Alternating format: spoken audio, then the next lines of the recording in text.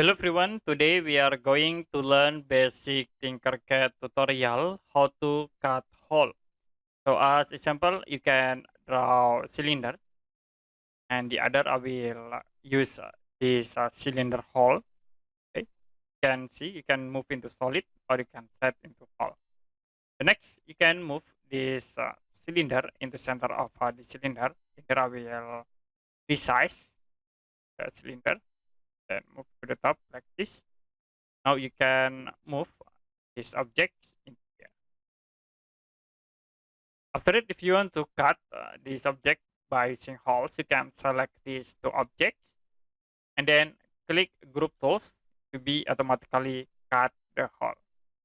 If you want to show again, you can select the object and then you can click these tools and group.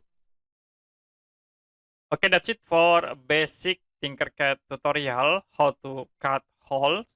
If you have any question about tutorial, you can comment below this video.